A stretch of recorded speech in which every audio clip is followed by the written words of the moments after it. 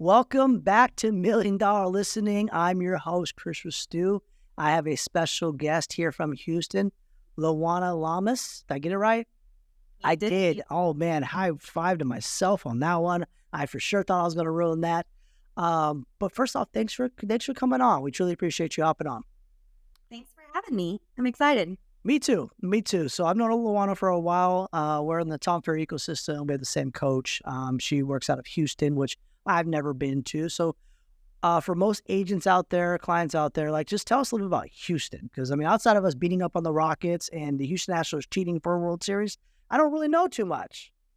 Well, you know the bad stuff, so let's talk about the good stuff. Love it. Houston Texans did well this year. That's great. I mean, they didn't make it all the way, but they made it pretty far, so we're proud of them. Yes. And I will tell you that the number one thing that people that are not from Houston need to understand about Houston is 2 hours away from Houston. So if you're moving to the Houston area, or if you have a client that is moving to the Houston area, you can't just say Houston, because that means very different things depending on the side of town they need to be on. And obviously commute time and school districts and stuff like that plays into it. But you can't just say they're moving to Houston. We need to kind of know which side of town they're moving to. Good to know. I did not realize how big Houston was. So basically what you're telling me is there's pockets and agents do really good in South Houston or West Houston or East Houston and North Houston, however it's broken down. And so 2 hours is a lot. So for an agent traveling 2 hours to show a property is not what people should be doing. Heads up, you shouldn't be traveling 2 hours to show a property. Just out there for you. And that's just a bad business decision. But in my opinion, there's no way you can be an expert in that big of an area. Yeah, no, the local expert for sure. I mean, we know we have tons of data for our local areas. I mean, even city pockets, city to city, which can be 15 minutes, the market's different, right? So you can only imagine 2 hours. The market can be totally different. You have no idea. And if you're not really paying attention to the data, what's going on, it's very tough to be an expert. And that's what this whole season's about this year, is like how to raise the bar, right? How to just help out the industry as much as we can. I like to give as much to the industry as I can. And that's why we're bringing guests like Luwannah on, is we really just want to make sure we're helping the agents out. I mean, there's 1.7 million agents in the industry, 1.6 maybe this year. And there's a lot that struggled in 2023, right? I think it included us as a brokerage, right? We didn't do as good as we did in 2022 or 2021 or 2020 and so on, but we're going in the right direction. And we want to make sure agents understand, like, look, this is what we consider a normal real estate market. But how is it in Houston? Like, let's talk about the real estate market. Is it normalized? Is it still a crazy seller's market? Like, talk to me about the Houston market a little bit. So it's definitely normalized. Thank goodness. You know, as fun as that ride was, it could, we couldn't go forever. Nothing could contain that forever. Like the cost of living, the people affording the houses, the realtors who were working 80-hour weeks, like none of us could do that forever. So thank goodness for the normalization. But I will tell you, we had a period of time where the news articles were like, the sky is falling, the world's catching on fire, real estate is crashing. And of course, anytime the general public hears that, things slow down, right? Yes. You couple that with the rise of interest rates and inflation and all the things. And we definitely had a lull for like a good probably 4, maybe 6 months, but it never crashed or dropped, which I'm very fortunate for. Houston's a very good housing market in general. And I'm on the south side of Houston in Galveston County. It's about halfway between Houston downtown and Galveston, the island. Excuse me. So in my area specifically, we didn't see a lot of price drops.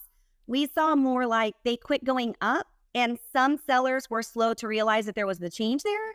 And the sellers that were slow to realize there was a change overpriced their houses, and then they price corrected.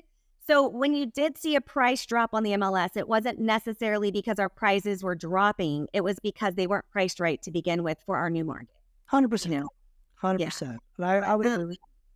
So go ahead. I said I would agree with you there. I think we saw a lot of that too here. Same concepts, where it was like, no, they're not falling off the cliff, but everybody thinks they were, because they saw, hey, look at all these houses are cutting their price. It's like, no, they're just getting back to where they should have been in the first place, and they went a little too high, and they just overpriced the market. While hiring a professional agent in a normal market is super, super powerful, ladies and gentlemen, because if you don't know what's going on in the market, markets can change. We've seen markets change in a week or two. Like if you don't know if your thumb is not on the pulse of the real estate market in your local community, you can price a house totally wrong, and it definitely will be that experience. So that's good there.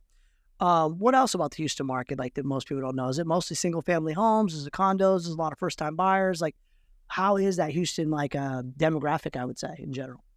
So in the suburbs where I'm at, in Houston proper, we call it inner loop here. So we have Houston is built up of like two circles. We have the 610 loop, which is right around the downtown medical center area, Galleria area, and that's inner loop. And that's where like people who live in the city, they live there. And then we have the bigger loop, which is the Beltway 8, which is our toll road that gets you all over town. You know, you pay for it, but it gets you there in a fraction of time because it's not as trafficking. And it goes around the whole big city. Okay. And then I live south of that Beltway 8 going towards Galveston. So in my area, it's very, very different than in Houston proper. Mm-hmm. So I do a little bit of work in Houston, and there's a lot of townhouses, condos, high rises. The single family house inner loop is very, very different than the single family house out in the suburbs. Mm-hmm. Obviously, location. The prices are going to be a lot different price per square foot. But a single family house inner loop could be 3 or 4 stories, very skinny, very small, built straight up because the lots are so much smaller because of the real estate being expensive. So they build up instead of out. Versus out in League City, Galveston County, where I'm at, you're going to see, 1 stories and 2-story homes. Okay. I never see a 3-story home. Okay. And they're going to be a traditional, brick, hardy, or, stucco, that kind of thing. Got it. Okay. So you're more, okay. So you're not city, which is great, which is good to know, guys. Different areas, right? Like we live in the Bay Area, right? Where we have San Francisco, we have Oakland, we have San Jose, right? You get a little bit of that, and then you get outside in the suburbs, which is where you're at, basically, where you're more of the single family homes and single story, 2 stories and all of that, which is great, right? So it's good to know. Now, tell me, like, how long have you been doing real estate? I think most people think everybody just picks up real estate and runs, and it goes really, really well. But you've been doing this for a while. How long have you been doing it? Pretty much my entire adult life. I love it. I first went to real estate school in 2003. Okay. And I did all my classes. At that, right when I hit 20 years old, I got recruited to do property management, apartment leasing. Mm. So even though it wasn't traditional real estate, it was in the real estate family, and I got a lot of experience there. Mm-hmm. So I did that for 13 years. I went from leasing agent to assistant manager to manager, and eventually the district manager. And I was there for a while, loved it, but I was working all over town. And at the time I was married, and my stepson, we got full custody of him. So I needed to be home more. Mm-hmm. So the joke was on me, but I thought doing real estate would give me a flexible schedule to work from home more. I love it. The hopes of I can have all the flexibility in the world because I'm self-employed. All right. Y'all make that mistake in the beginning. So yes. I did that. For the first year, I was able to, be room mom, go to field trips, do that kind of thing. I did a lot of time blocking. I was very successful on time blocking. And that was 2011. So even though I've been licensed for longer, 2011 is when I jumped in with both feet and I started residential real estate. And I've been doing it ever since, and I love it. Yeah. Awesome. So that's over 12 years of selling properties, and another 12 years or so, or another 10 years or so of leasing. My mom did that growing up, so I was around that all the time. We used to live in apartments and manage them, and we would go from, because they have multiple apartment complexes, right? Right. They'd be like, oh yeah, we need to go over here. So I was doing another. I'm like, can we just chill here and you go manage over there? They're like, no, you got to live on the property. I'm like, do I have to? It was funny. Yeah, we grew up that way, so I get that for sure. Which that's most people don't understand. I have moved 25 times in 22 years. And everyone's like, what? And it's because as a property manager, you live on site. So every time the company transferred me to a different property, I moved. Yeah. Yeah, no, most people don't know that, just so you guys know. There's a few takes on what you guys understand of what we just talked about. One, property management, as being the manager, you move a lot, just so you know. Every time the company has a new spot they want you to go fix it, make it better, right? You're moving with it, right? You go. They'll give you the best unit and everything. They'll get you all that good stuff. Yeah. Also, number 2, if you guys heard this, is agents that are newer in the industry, maybe like, post-COVID agents and so on. I wanted freedom. And real quickly you realize being an agent, if you want to be successful, there's not much freedom. You also heard from Luwannah, time blocking. right? Super, super important, right? Because at the end of the day, if you're not time blocking every single thing that you're doing and making sure you follow it, your success rate is going to be extremely low. If you have to think about what you're going to do in the next hour, then you're probably not going to be running a well-oiled machine business. So listen, 10 years plus of selling real estate full-time. She's a broker, owner of her own brokerage. You have to time management. You have to work crazy hours sometimes. But the reality of it is you can get a work-life balance and it can work. You just got to make sure if you're time blocking, you can do that. If you're not, very, very tough. So good to know. Good to know. So we got to learn a little bit about Houston, right? We talked about a little cheating Astros and, I'm going to throw a jab there every once in a blue moon. Oh my goodness. That's okay though. Everybody knows we're from California, right? And, I'm not a Dodgers fan. I'm a Giants fan, so I can truly care less. But it's just pretty funny in general because all the Dodgers really think they should win, World Series. But the Houston Astros, in their defense, I'll give they still have a heck of a team. Even afterwards, they're still phenomenal. So call it what you want, right? But I like seeing all the signs of people. Yeah, it's all good, all good. Still in signs, right? So the question that I have for you then is, as let's talk about agents in 2023. Like, we just got out of it, right? What were, let's get vulnerable. I mean, I'll get vulnerable. We'll get vulnerable. What were some issues in 2023 that you felt in your business? Like, what were the things that, maybe one or two things you're like, man, I was not expecting this and this happened. Like, what was that? Yeah. So I work a lot with first-time home buyers. I love it. In our industry, in our area, a lot of agents don't like working with first-time home buyers, so they kind of get the shaft. And I'm sure that's everywhere because let's be honest, we get paid usually a percentage of the sales price, and the sales prices are usually lower for first-time home buyers, so it's not very lucrative. But I love the repeat and referral client, and if you love them where they're at, you'll have a client for life. So my database is made up of predominantly first-time home buyers to start with, and then we do the move up with them. Mm-hmm. And so because of this, I'm often referred first-time home buyers.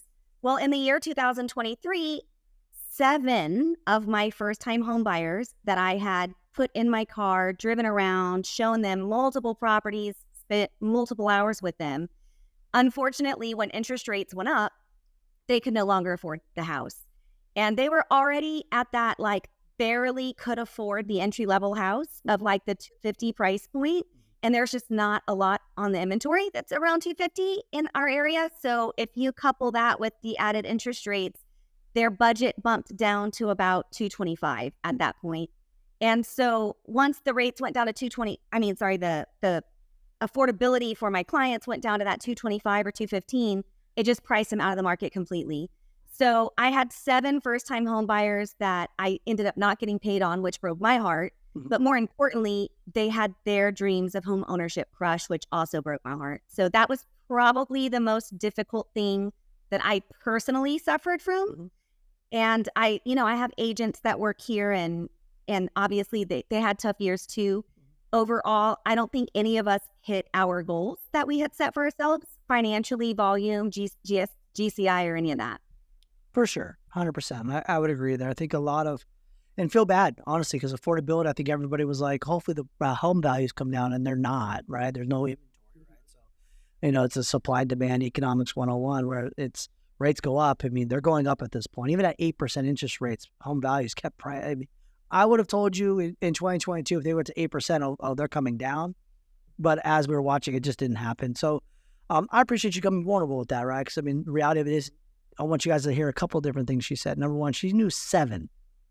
She's tracking her numbers. She's running a business, right? She knows exactly how many people she's helped and not helped and everything else. So one of the things when we coach our team and our agents is you're running a business. You have to run a business and you have to be operationally sound. And a lot of times that's a little bit of intimidation and fear, but you want to know where your prospects are coming from the lead source to the type of buyers and why they're not qualifying or why they are.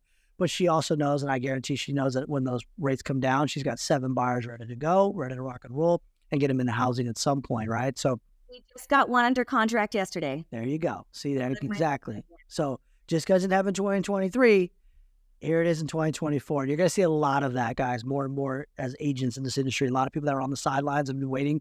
If you have been prospecting and you've been following up with people and you're just there as their helping hand, this is not about closing people, right? I tell everyone real estate is very simple. It's not hard.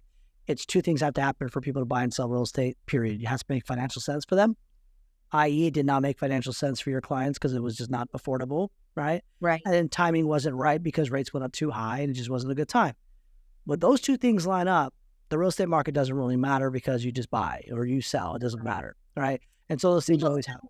Homes, regardless of what's going on in the market, there will still be people buying and selling. All the time.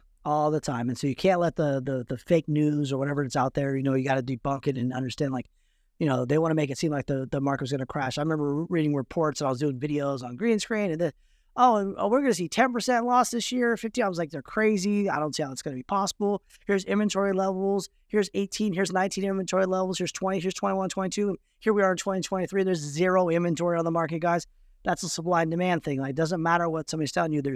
You don't lose value unless something changes, right? Okay, just run it up. You lost demand. Value doesn't go down. Demand goes down. Now, if you have more inventory comes out and demand goes down, sure, you'll lose value, right? But that's not happening in the real estate market. There's not enough inventory. We're 14 years. There's not enough inventory in the first time home buyer price point. There's just not enough. Yeah. There's just not enough. 14 years in a row, we've underbuilt as a nation, right? So all of a sudden we're going to have this inventory come from where? Oh, foreclosure markets. Well, no, there's no foreclosure market coming, right? So like, it's just that part of like educating and understanding, like, look, when you're having these conversations with people, the news is going to scare you. The news is going to make it seem like, you buy a house, you're going to be a fool, and this, that, and the other. I'm like, I tell people I bought a house in 2009. People thought I was crazy. They're like, what are you doing? I'm like, no, it made financial sense and the timing was right. Like, what do you mean? I'm doing this. And so all those type of things kind of matter. And as long as you as a buyer or seller understand that those two things line up, then it doesn't matter what else is going on. So that's a great job. Great job being vulnerable with that. And let's talk about 2024. What are some goals for you in 2024? And how do you see the market changing for you compared to 2023? So kind of a two-part question. Okay. So this last year, I spent a lot of time focusing on putting the foundation and groundwork into building a team. So I opened Arbor Real Estate Group back about 3.5 years ago. And the first couple of years, the plan was to be Luwannah party of one and be an agent. And then I was going to have like a licensed assistant, a TC. So I was going to have the support staff that I needed to be the best agent to deliver the best client experience. And some things happened and I accidentally had agents fall in my lap. Mm-hmm. And I wasn't prepared for that because that wasn't my goal or my intention. So I let them join. And unfortunately, I didn't have systems and processes in place. And I feel very responsible for setting them up for failure. I definitely did not have what needed to be to set them up for success.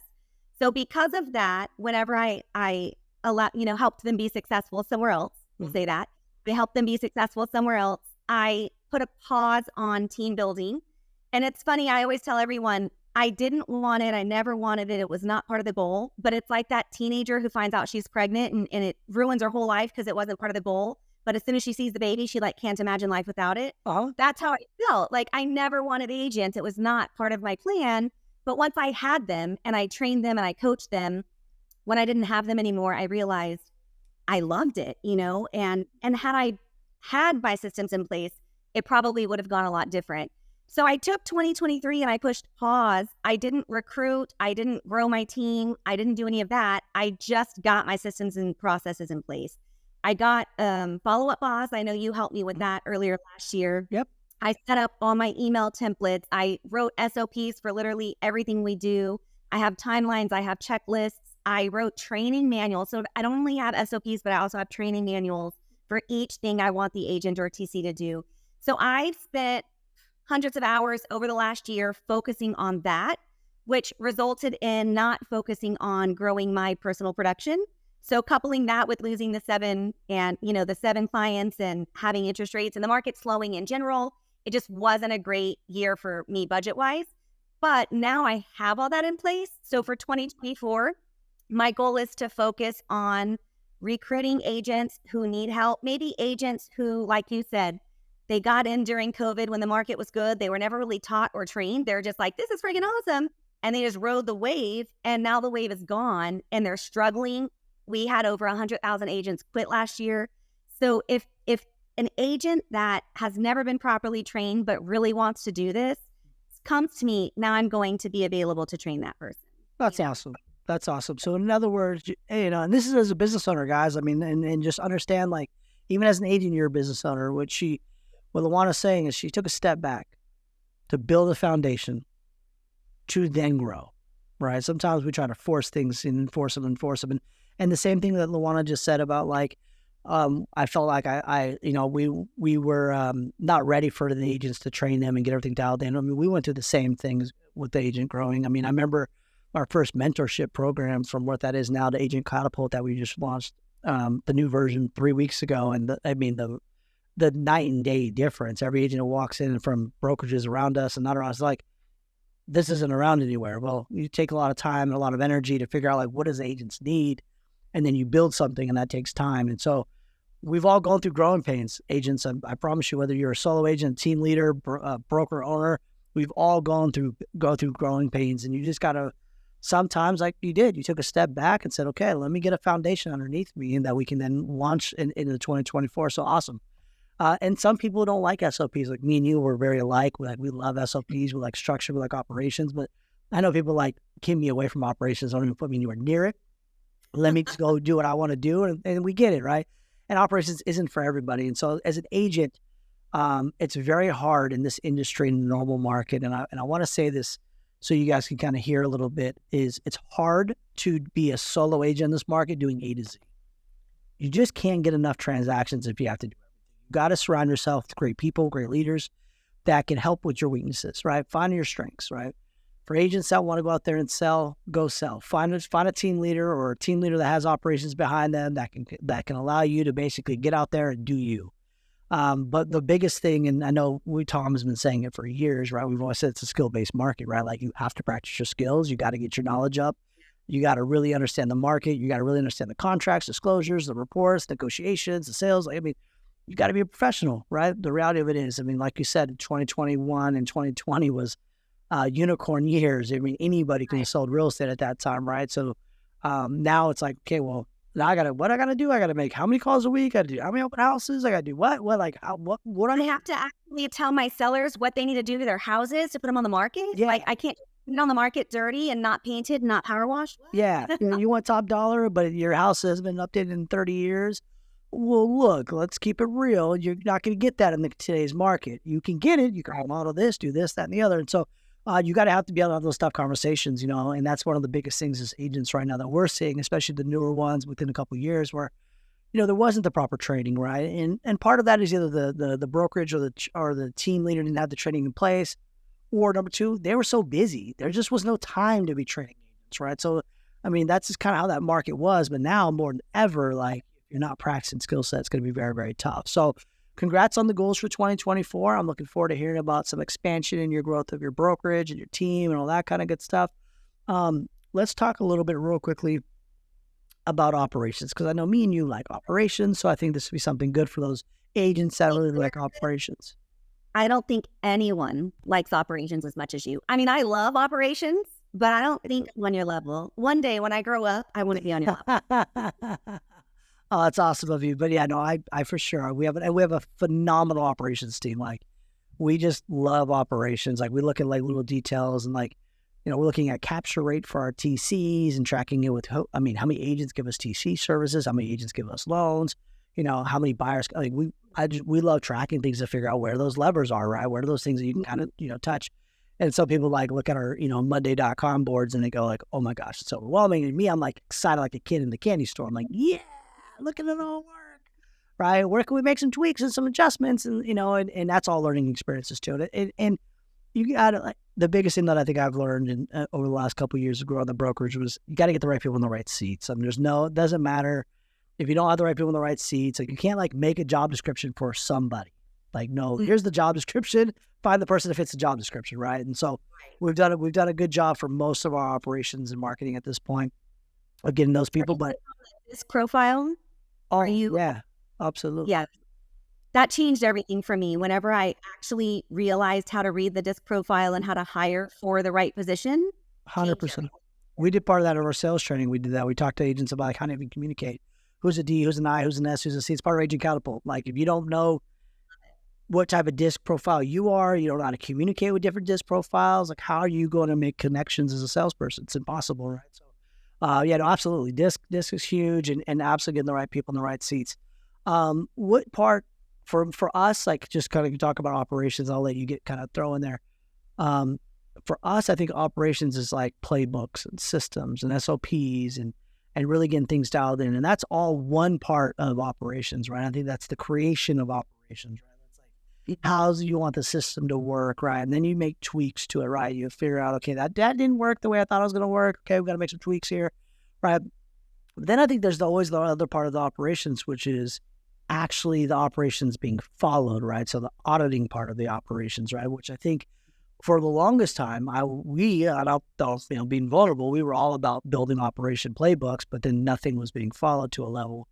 And then you get to the point where you're like, okay, well, why is this? Like, we built this. Why is it not being followed? So is it training? Is it people not understanding? So you go to training, do this, that, and the other. And now we got to the point now where we just audit the stuff. We just make sure that, okay, these posts are supposed to be done. This is supposed to be done. This is supposed to be done. This is supposed to be done. And then we have people who go and audit their departments and make sure things are being done, right? Which part of operations do you like the most? Is it the build out of the operations? Is it the structure of the operations? Is it the training of operations? Is it to make sure it's being run correctly? Like, which part of the operations do you love the most? I would say creating it and training it and watching the light bulbs go off. There you go. So, I will tell you, I'm glad to hear that I'm not the only one that has a problem with the auditing and the follow through. So I don't have a big team and I don't have a big support staff yet. So any of the auditing or verifying, they always say like delegate and then verify. The verifying part often gets skipped because I am busy. I'm still in production. I'm a broker owner and I don't have a ton of support staff for those checks and balances. Mm-hmm. So the auditing falls back on me to check into stuff before I cut a check. If I want things done it my way, I have to hold the check hostage until I'm able to get everything I need done. But so the joy would come from writing the SOPs. And when I sat down to write those and to write my training manual, I was very vulnerable because I took every bad experience I've ever had. And I don't know how it was when you were a brand new agent, but for me, it's like they threw me in the deep end of the pool and they were like, sink or swim, figure it out. Oh, it's every agent. Exactly. And that's not saying anything bad about my broker because I actually loved my broker and I stayed there for 8.5 years until I decided to go out on my own. And even after going out on my own, when I was the Luwannah Party of One, I was still referring people to go to them because I liked them. So this is nothing bad towards them, but it was literally, that's the training model, like throw you in the deep end and you're either going to sink or swim, which is why there's an 83% fail rate in agents by the time they hit their second year. So for me, I took every good experience, every bad experience, and all the feedback I've ever heard from my clients. And I even did a deep dive in my files. I looked at all the addresses so I could remember. And every rule I have in place or every policy or every email template, there's a reason it's there. It's because I didn't do that before and it backfired. Mm-hmm. So now I'm going to put the safety net here to prevent something from backfiring. And now you can learn from my mistakes instead of having your own.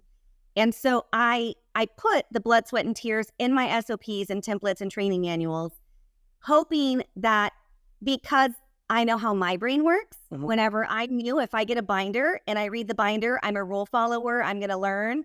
I'm going to read the binder from front to back every day until it's committed to memory. I just assumed everybody else was like that, and that's not the case. It's not the case. It's not the case. Mm-hmm. So I have all my SOPs and I have my training manuals and I have them digitally if you want to look at them online, or I have them, I print them up.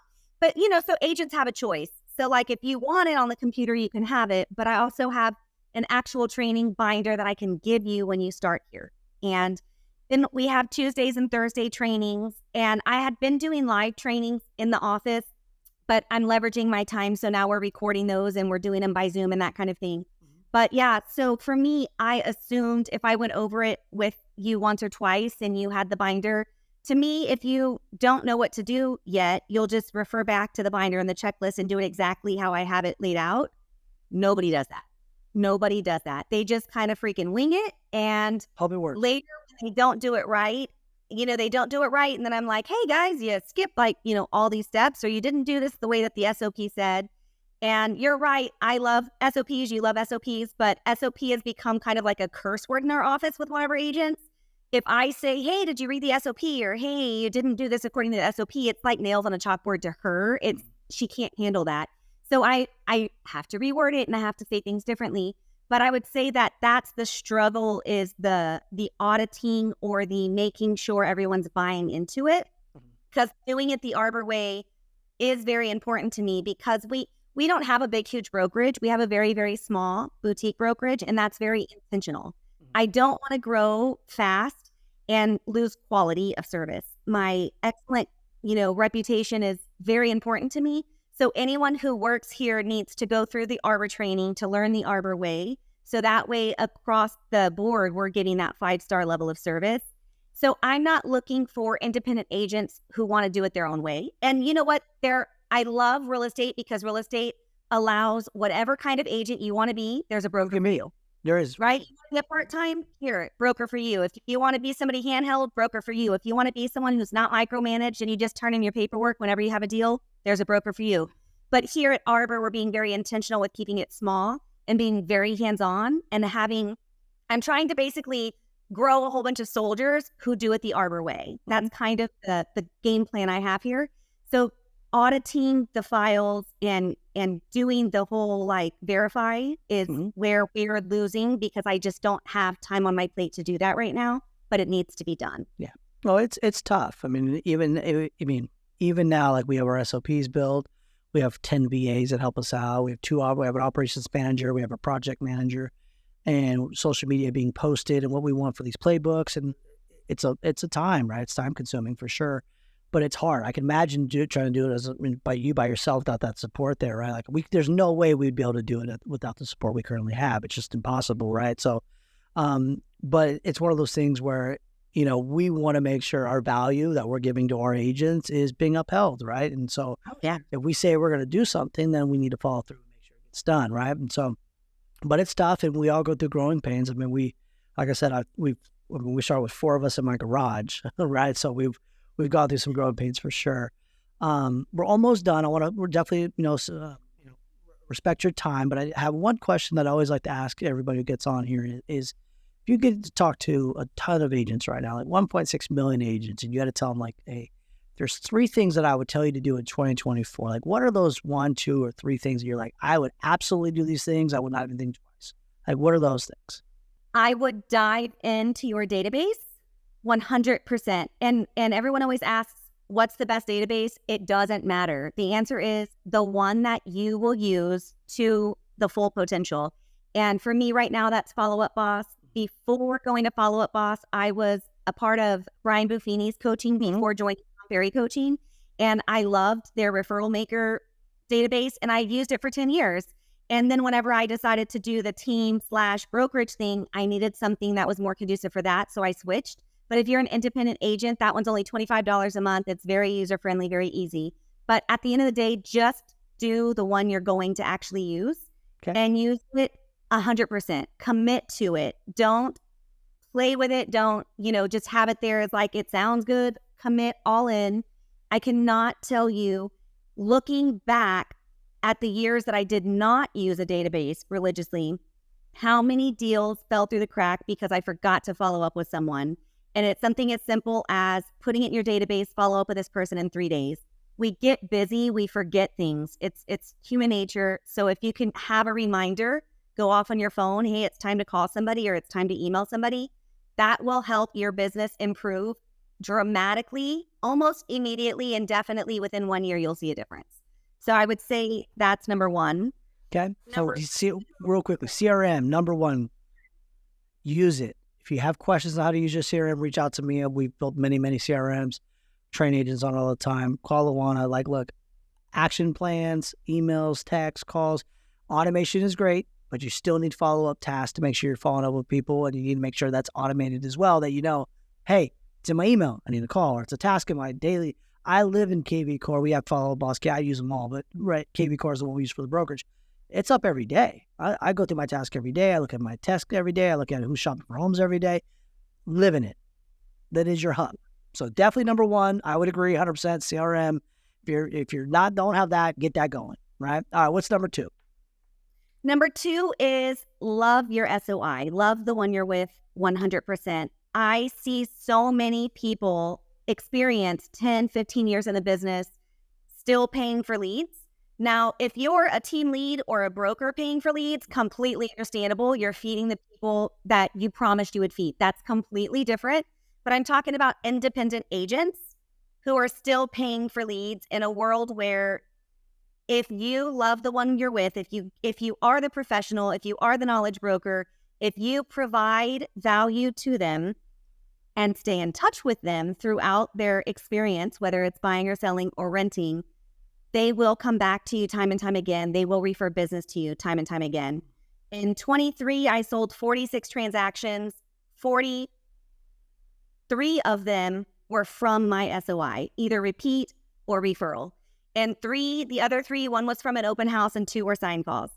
So I didn't pay for leads before doing the brokerage or the team thing. And now I'm doing that to help, feed my agents until they get started. But if I could tell you, like, instead of spending marketing dollars as an independent agent, instead of spending marketing dollars on leads, I spent it on client appreciation parties, sending out information, helping my clients, whatever they needed. I try to check in with everybody 4 times a year. And that's in addition to the parties that I have or the events that I have, trying to get involved in the community. And I will tell you, my return on investment is tenfold. I love my database, and they're my biggest advocates and my biggest referral partners. So I would say that's number 2.